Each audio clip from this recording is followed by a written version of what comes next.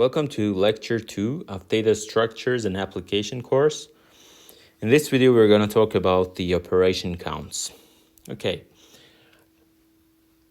In order to estimate the complexity of a program that we talked in our previous session, we need to select one or more operations, such as add, multiply, or compare. And to determine how many of each is done, we need to identify the operations that contribute the most.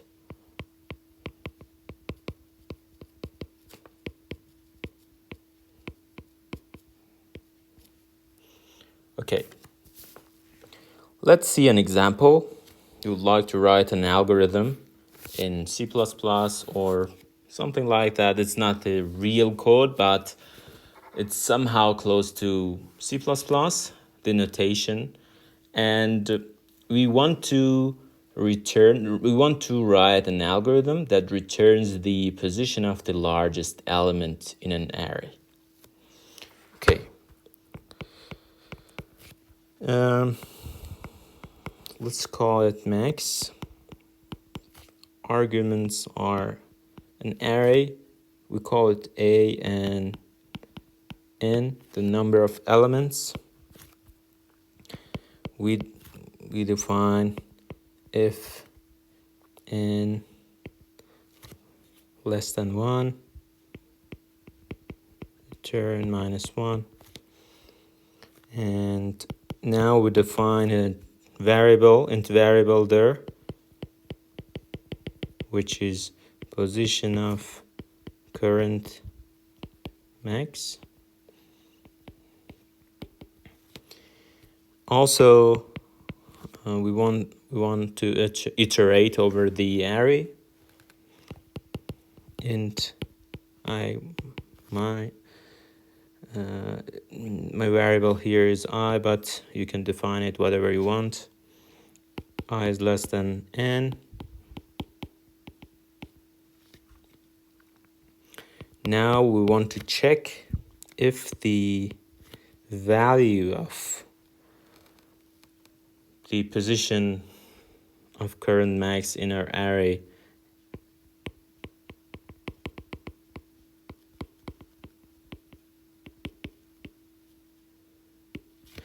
is less than the value of index I in the array.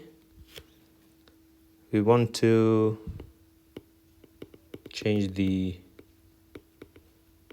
value of the position of current max to I. Also here we want to return position of current max. That would be our algorithm in this example. Okay, and you can see that if the number of items in our array is less than 1, we are returning -1, and then we start to iterating over the array. Okay. Now suppose we have an algorithm, something like this, that we mentioned it returns the position of the largest element in an array. And we know that the array has n elements, okay? Now we can see that we always show for example, if you have an array with n elements, you can show that array like this. This is the notation that we're gonna use from now to show an array with n elements, okay? Now if n is greater than 0, the complexity of algorithm can be estimated by determining the number of comparisons, okay? Number of comparisons made between elements of the array. Because we have items in our array if n is greater than 0, and we can work on it. We can, find the complexity of that. The length of the array is greater than 0. Yeah. If now, suppose that if n is less than equal 1, the for loop is not entered. Okay, you can see that here we haven't used the equals. You can add that here. There's no really big difference there. If if n is less than or equal to 1, the for loop is not entered. Now you can see that in order to find the complexity, there is no comparison between elements of the array. Okay. Then in this case, there's no comparison.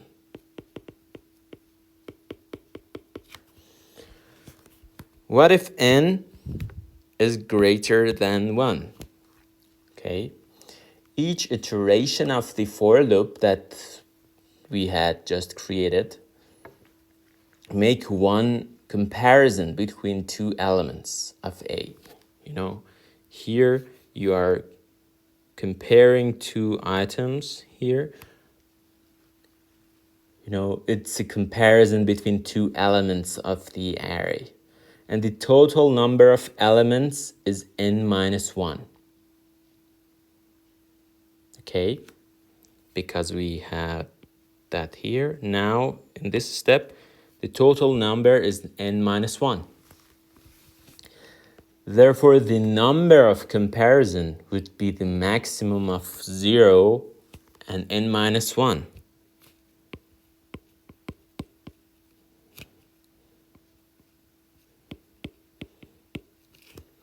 Okay. Also, other operations in the max method, such as initializing the current max variable and the for loop index, are not included. Okay, we had already defined some variables there. This definition or this. Okay, we don't include that. For example, we don't include this variable or this one in our comparison. Okay.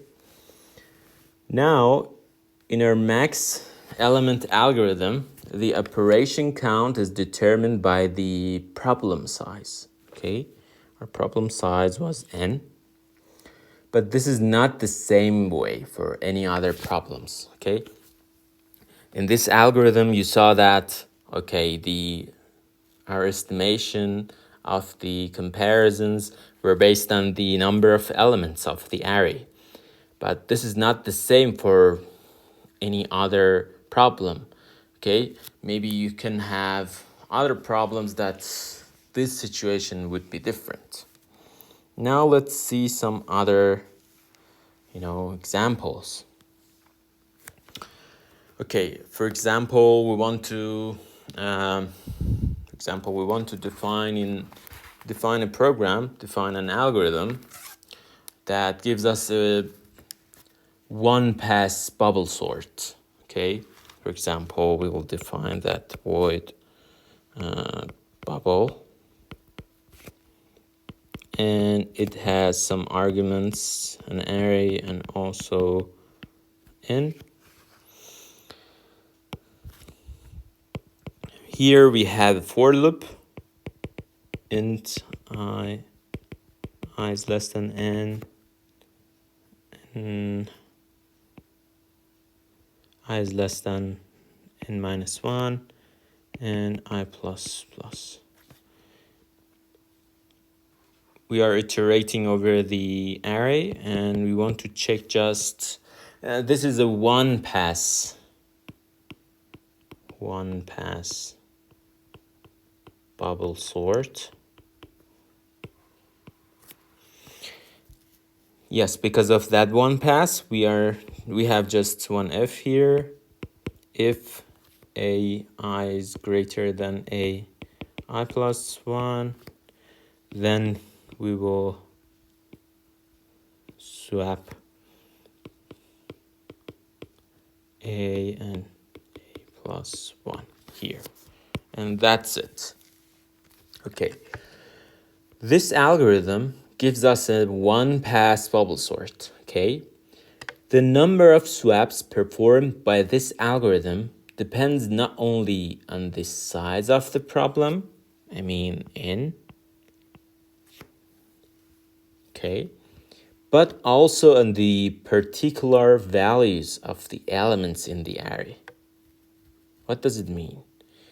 It means the number of swaps varies from, a low of 0 to a high of n minus 1. It means the operation count isn't always uniquely determined by the problem size. And because of that, we always ask for the best, worst, average counts, okay? Let's dig into this example.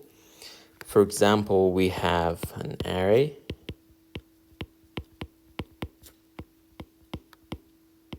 Okay, and iterate over this array by using this for loop and check what will happen if we, pass this if.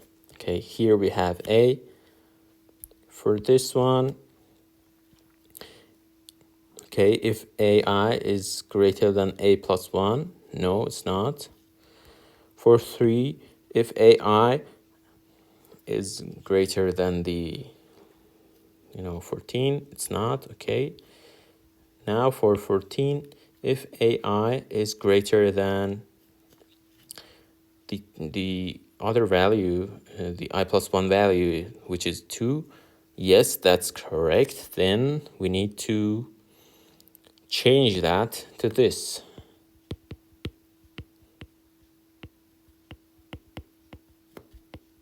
Five. Okay, we came into 14. Now 14 is again greater than 5, and we need to change that. Okay, sorry. 5 and 14. This is the output of this algorithm, okay? It's not a complete bubble sort. It's one pass. We call that one pass. And you saw that as we just mentioned, the number of swaps that we performed depends not only on the size, but also on the particular values of the element, particular values that we had in the beginning. Okay. We had, three main items. We mentioned three main items in order to find the, problem size, determining the problem size and estimating the complexity. We mentioned three items. The best, worst, and average. Okay, these three items that we mentioned about the problem size. Okay, let's see an example which is about the these three items. Okay, now suppose the sequential search algorithm. Okay.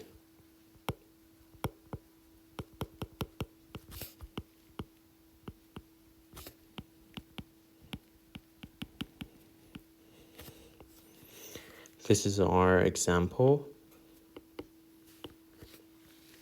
Okay. We have an array of n items. We have an array. We mentioned that we will show that by this notation.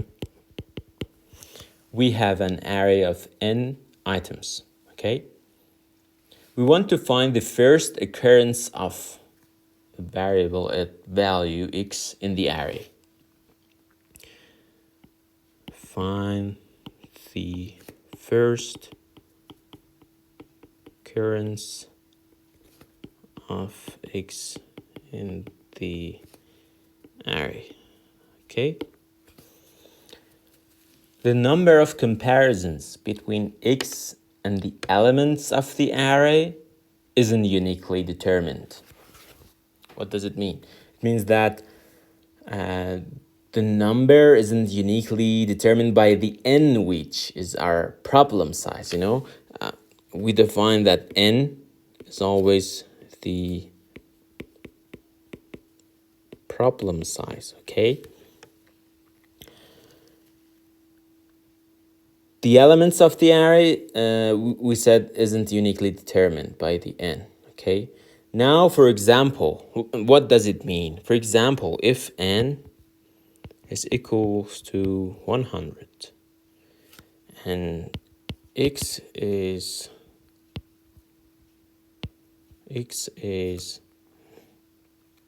for example the first item of the array.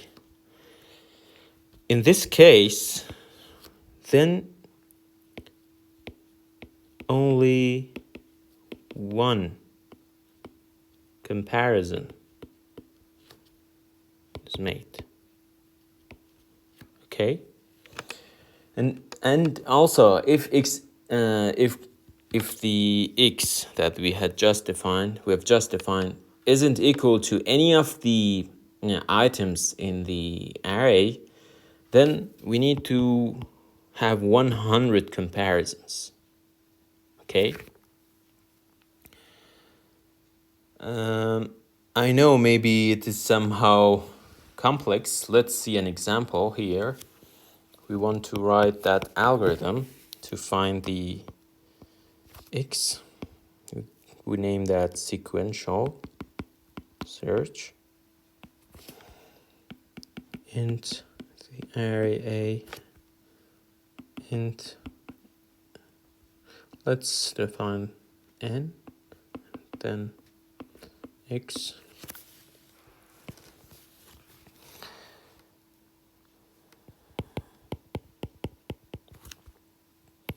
We iterate here.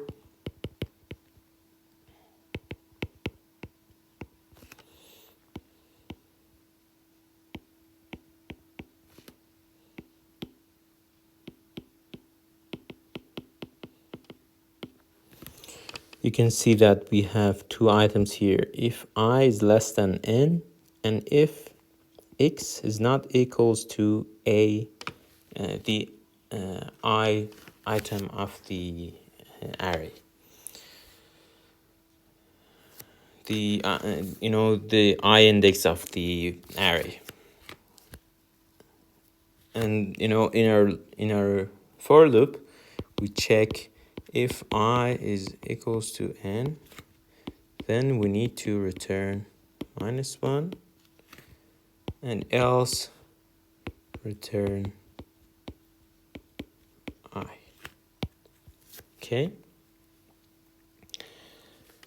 You can see that our search algorithm is or could be successful when x is one of the items in the array. All other searches are unsuccessful whenever we have an unsuccessful search. The number of search comparisons is n. If successful, then the number of comparisons would be n. Also, for the successful searches, the best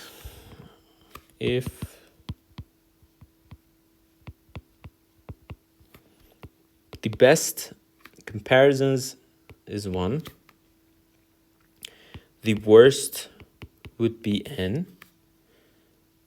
And also the average, there is an average, cost of finding that. The average count, we can assume that all array elements are distinct. Okay. Assume, in order to find the average, assume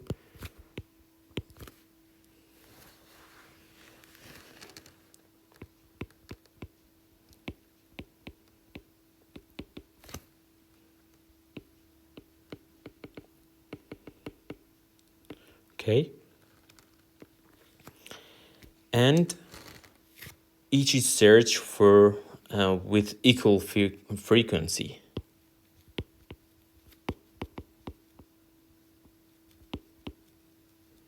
Okay. In order to find the average with these requirements and with these assumptions, you know, the average would be something like this. The formula of the average value would be like this, and it would be something like that. Okay. This is the sequential search that we have just defined, and also you can see the algorithm here. Okay, now we want to talk about another example, and in this example we want to count the operations of an algorithm that inserts an element. You can, for example, you can suppose inserting x into a sorted array. Okay. Insert x into sorted a minus 1. Okay. In order to write the program for this, at first we will write the algorithm, and then we will talk about the way, and we will describe the algorithm. Let's call it insert int array a, int n, and int x. And here we want to find the proper place for x. Okay, our index. We want to iterate over the array here. Let's write it in another way, not just the same way, in order to have different, in order to have a variety of examples, not just copying the previous one. Let's write it in another way. I is greater than equals 0, and x is less than ai and I minus minus. Okay, we are iterating over the array, and then we want to just,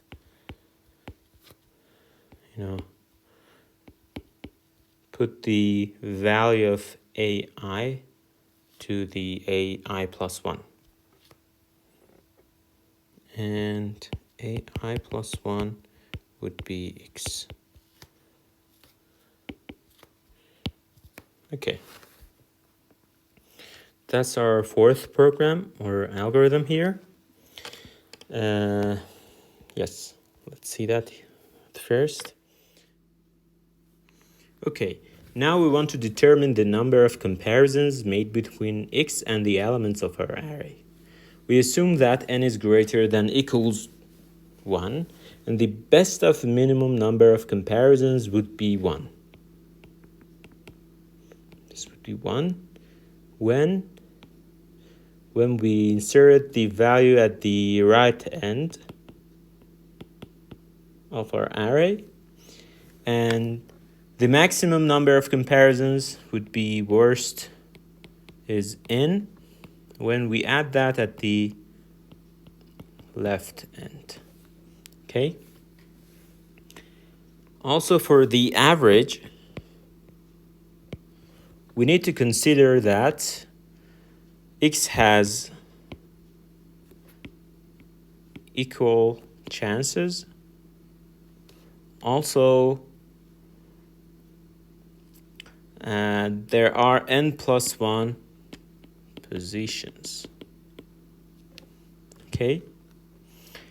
And if x is eventually inserted into position I plus 1, and I starts from 0, then the number of comparisons is n minus I.